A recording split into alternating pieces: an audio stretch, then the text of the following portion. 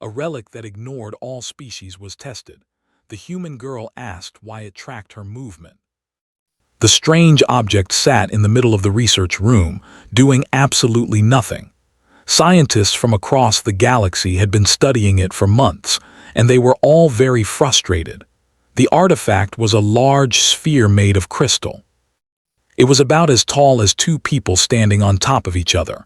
Beautiful patterns moved across its surface like water flowing over glass. The patterns never stopped moving, but they never changed either. They just flowed and flowed, going nowhere. Dr. Vector was the lead scientist at the Galactic Archaeological Institute. He had 4 eyes and looked like a giant mantis, though he would have been offended by that comparison. He stood in front of the sphere every day, trying to make it do something. Anything. "This is impossible," he said to his assistant Plix. She was a short alien with 8 purple tentacles and a very patient personality. Every species in the known galaxy has tried to activate this relic. Nothing works. They had disappeared 10,000 years ago, leaving behind ruins on hundreds of planets. They never left explanations. They never left messages. Just buildings and artifacts that nobody could understand. This sphere was one of those artifacts, and it was driving everyone crazy. The Krillian researchers had tried first. They were a hive mind species, thousands of individuals who shared one consciousness. They surrounded the sphere and focused all their mental energy on it. The sphere ignored them completely. Next came the Luminari. They were beings made of pure energy, no bodies at all, just light and thought. They tried to resonate with the crystal structure. They sang to it in frequencies that human ears could never hear. The sphere did not care. The ancient Velkari came after that. They were crystal beings themselves, older than most civilizations in the galaxy. They spoke prayers in 17 dead languages, languages that the predecessors might have known. The sphere remained silent. "Maybe it is broken," suggested Plix, waving her tentacles in a gesture of defeat. "No," Vector insisted. "Our instruments detect energy inside it, low-level harmonics, data pathways. This thing is still active. It is waiting for something. We just do not know what." Nothing worked. The most frustrating part was that the sphere clearly had a purpose. Scans showed incredibly complex technology inside. It had processing systems more advanced than anything the current galaxy could build. It was like finding a supercomputer from the future, but having no idea how to turn it on. Scientists came from every corner of known space to try their luck. They all failed. The sphere just sat there, its patterns flowing endlessly, acknowledging no one. Today was supposed to be another normal day of failure and frustration. Vector did not know that everything was about to change. In the visitors' lounge, 12-year-old Maya Chen was supposed to be reading on her tablet. Her mother, Dr. Sarah Chen, worked at the institute as a human cultural specialist. School was on break, and Maya's mother had brought her to work because there was nobody to watch her at home. "Stay here and read," her mother had said. "Do not wander around. This is a research facility, not a playground." She started wandering. The institute was full of amazing things. She saw pieces of ancient starships. She saw tools from civilizations that died before humans even existed. She saw researchers who looked like nothing she had ever imagined, speaking languages that sounded like music or wind or crystal bells ringing. The signs on the walls were in multiple languages. Maya could read the human ones. When she saw a sign that said "Active Research Chambers," she could not resist. She followed the arrows down a long corridor. That is how she ended up outside Chamber 7, pressing her face against the transparent window, staring at the most beautiful thing she had ever seen. The sphere was magnificent. The flowing patterns caught the light in ways that seemed impossible. Colors she could not name danced across its surface. She stepped closer to the window, wanting to see better. Inside the chamber, alarms started screaming. The sphere's pattern stopped moving.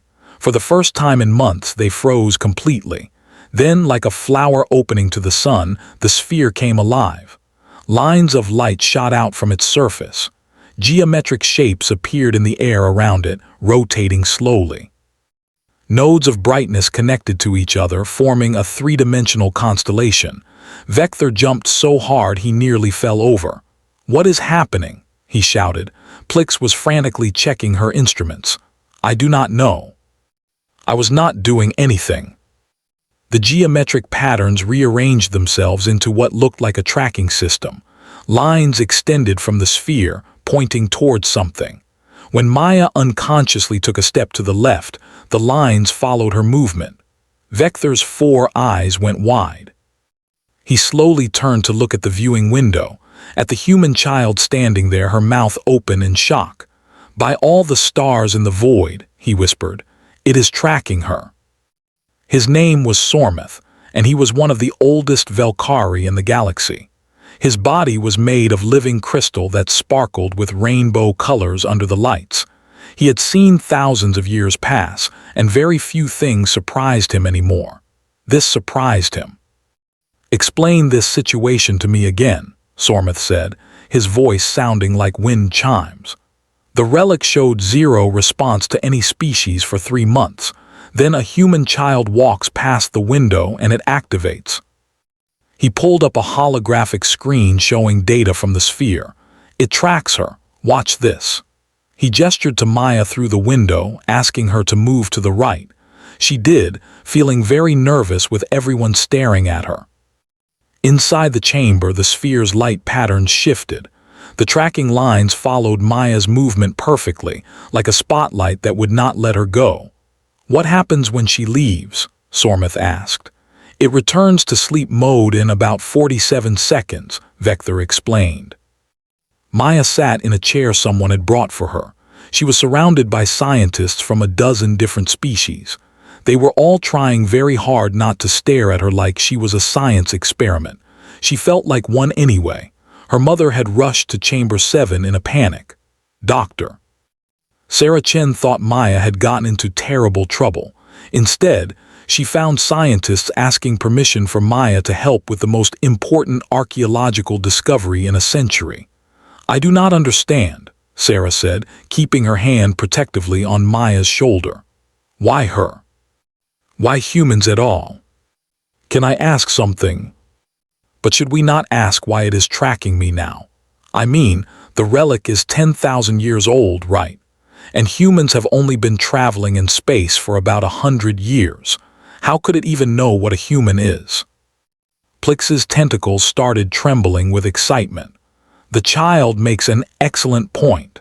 The predecessors disappeared thousands of years before humans left their planet. There should be no way their technology would recognize humans.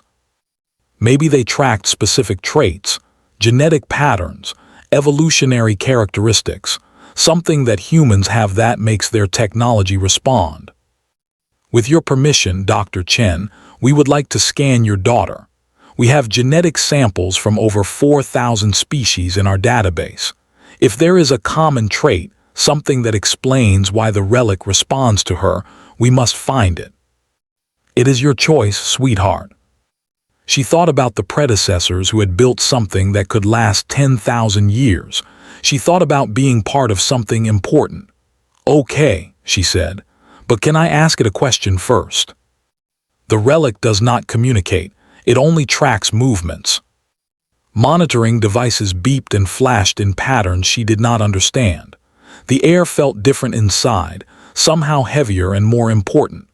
The sphere pulsed with brighter light as she approached. Its tracking patterns became more intense, more focused. Maya stopped about 3 feet away from it. She was close enough to see her own reflection on its crystal surface, close enough to feel warmth coming from it like standing in sunshine.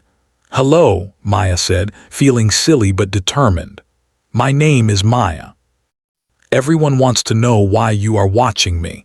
I was wondering, could you tell us? If you understand me, could you maybe show us why this is happening?" Then everything changed. The sphere spoke, not with words or sounds. It had no voice, but the patterns shifted and rearranged themselves. New symbols appeared floating in the air around the sphere. They were beautiful and complicated, unlike any writing system in the galactic databases.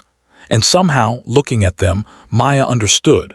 Not the way you understand words when someone explains them. It was deeper than that. Like understanding a song before you know what the lyrics mean. Like knowing someone is sad before they tell you. The meaning arrived in her mind as pure feeling, pure knowing. "Oh," Maya whispered, her eyes going wide. "Oh, that is why. What is it showing you?" "Because I am still growing, still learning, still becoming something." "It is showing me something," Maya continued, her voice filled with wonder. "A pattern like a development timeline or a growth chart. The linguistic structure does not match any known predecessor language. It is almost like when you dream and just know what something means without anyone explaining it. Not what they look like on the outside, but their potential, how they grow and change and learn over time." Maya's hand moved toward the sphere without her thinking about it, stopping just before touching the surface. The predecessors were not interested in finished, complete species. They were interested in the young ones, the ones still figuring things out. The predecessors built this to interact with young members of developing civilizations. A teacher. The symbols hung in the air like frozen stars, each one containing layers of meaning that Maya could not put into words, but somehow understood completely. It was like understanding music before you learned the notes. The emotional truth arrived before the technical explanation. "What do you see?" Vector asked urgently. Every recording device in the chamber was capturing what was happening. Maya struggled to explain. "It is not tracking me because I am human. It is tracking me because I am still growing, still learning, still changing into who I will become. Like stages of growth. It is showing me feelings, concepts, like when you dream and just understand what something means without anyone explaining. Not what they look like, but their potential, how they grow and change and learn." Maya's hand reached toward the sphere without thinking, stopping just before touching it. The predecessors were not interested in adult, finished species. They were interested in the young ones, the ones still figuring out who they are. The predecessors built this to interact with children from developing civilizations. It is a teacher. In its center, a new image appeared, a young being, no specific species, surrounded by streams of flowing information. Vector's mandibles clicked rapidly, which was his species' way of showing excitement. Of course. The predecessors disappeared without warning, leaving behind ruins on 1,000 worlds. We always assumed they were destroyed or simply left, but what if they tried to leave something behind? A gift for the younger species who would come after them. It would not respond to adult researchers because we are not the intended students. Why only now? And maybe something about how human children develop, how we learn and grow, matches what it is looking for. Not just stand here while it scans me. It wants to interact, to teach. Like a teacher who has been waiting a very long time for a student to arrive. Very well, Sormuth decided. But we proceed carefully. Maya, ask your questions, but if at any point you feel uncomfortable or scared, you step away immediately. Understood? She turned back to the sphere, took a deep breath, and asked the question that had been burning in her mind since the symbols first appeared. Why did the predecessors leave, and what did they want to teach us? The chamber filled with light as the sphere projected a three-dimensional display into the air. The rise and fall of civilizations, the birth and death of stars, the slow dance of galaxy-wide evolution. And woven through it all, a pattern. A lesson about growth, change, and the responsibility that came with knowledge. Maya watched, amazed, as 10,000 years of intended wisdom began to unfold before her eyes. The display showed the predecessors at different stages of their existence. They were not just one species, Maya realized. They were many species working together, dozens of different beings who had learned to cooperate despite their differences.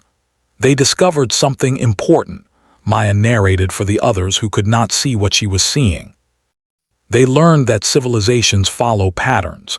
Young species make the same mistakes over and over. They develop technology faster than wisdom.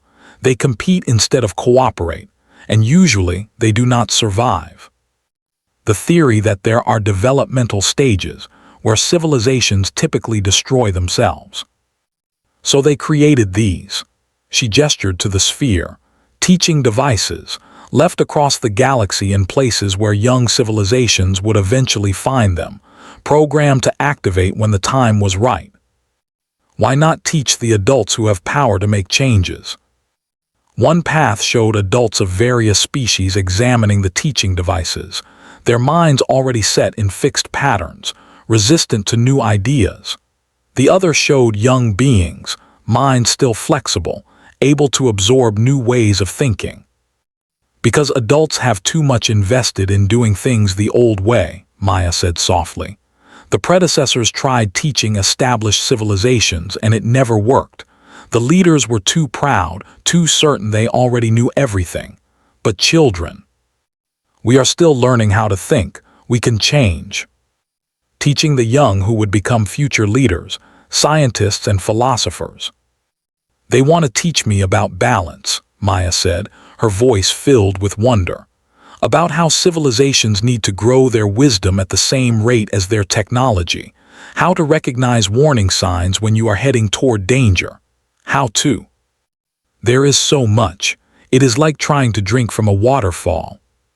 The holographic display expanded until it filled the entire chamber, transforming the research room into a window onto cosmic history. Maya stood at the center, surrounded by flowing streams of light that showed civilizations she had never heard of, technologies that seemed impossible, and patterns connecting across thousands of years. It is showing me the predecessors, Maya explained, knowing the others could not perceive what she was seeing. They were not just one species, they were a coalition. Dozens of different beings who came together because they figured out something important. The projection showed species of every imaginable form, energy beings like the Luminari, crystalline entities like the Velkari, hive minds, individuals, even some that seemed to exist partially in other dimensions, all working together building something magnificent. They discovered that civilizations follow patterns, Maya continued, her voice growing more confident. Young species make the same mistakes repeatedly. They develop technology faster than wisdom. They compete instead of cooperate, and usually they do not survive their own success. The theory that there are developmental stages where civilizations typically destroy themselves. So they created this. She gestured to the sphere, teaching devices, left across the galaxy in places where young civilizations would eventually find them, programmed to activate when the time was right. Why not teach the adults who could implement these lessons immediately? One path showed adults of various species examining the teaching devices, their minds already set in established patterns, resistant to paradigm shifts. The other showed young beings, minds still flexible, able to absorb new ways of thinking. Because adults have too much invested in the current way of doing things, Maya said softly. The predecessors tried teaching established civilizations, and it never worked. The leaders were too proud, too certain they already knew the answers. But children, we are still learning how to think. We can change. Teaching the young who would become future leaders, scientists and philosophers. About how civilizations need to grow their wisdom at the same rate as their technology. How to recognize the warning signs when you are heading toward danger. How to. It is like trying to drink from a waterfall. History, philosophy, science, ethics, all woven together into lessons that build on each other. The predecessors built their teaching machines for long-term education. This cannot be a single session.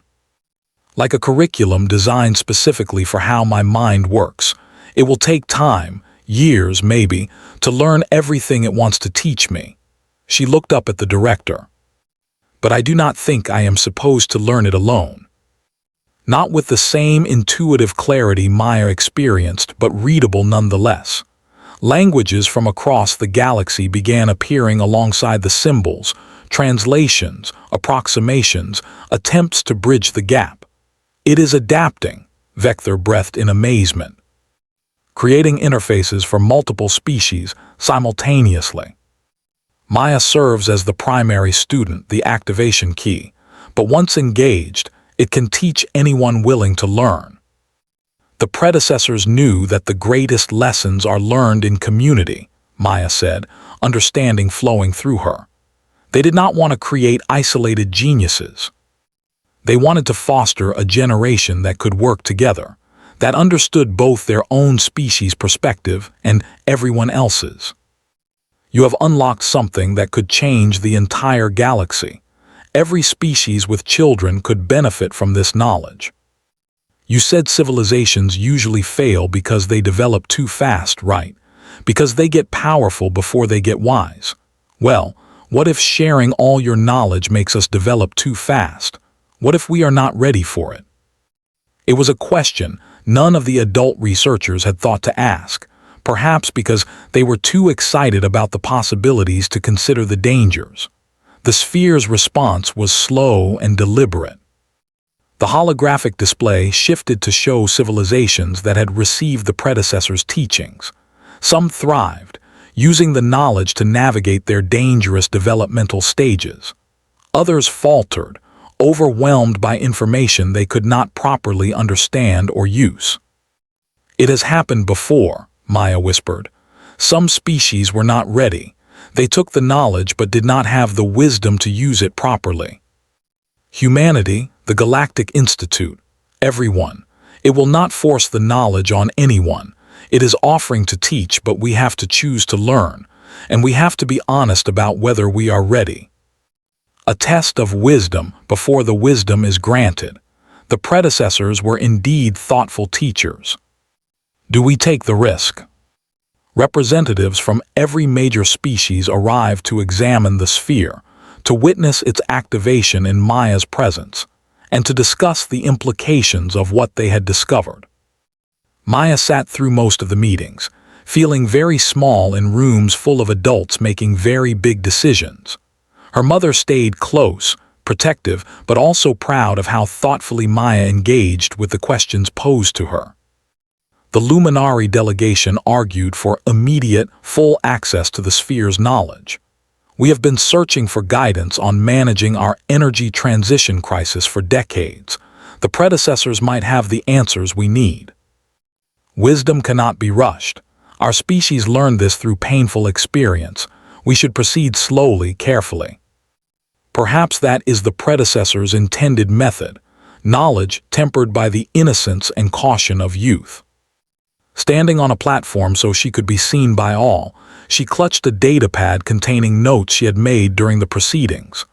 I have been thinking about what the sphere showed me, she began, her voice small but steady. About why the predecessors left these teaching devices behind.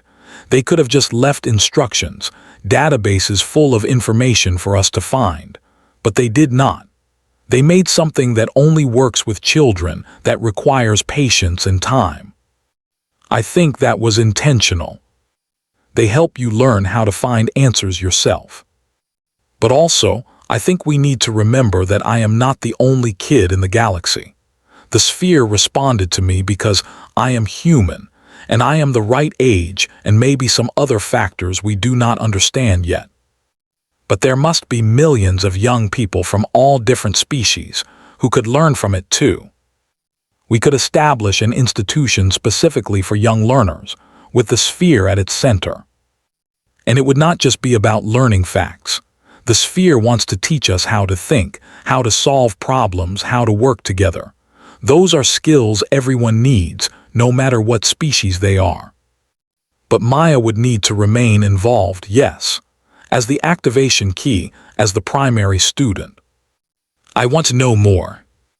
Young beings from 37 different species arrived for the first session, carefully selected not for their existing knowledge, but for their curiosity, compassion, and willingness to learn. Maya walked through the halls of the new facility, built around Chamber 7, where the sphere still pulsed with patient light. She passed classrooms where human children worked alongside Velkari younglings, Krillian fragments, and Luminari sparklings. In each room, teachers from various species helped young minds process the ancient wisdom being shared. The curriculum the sphere provided was remarkable in its depth and care.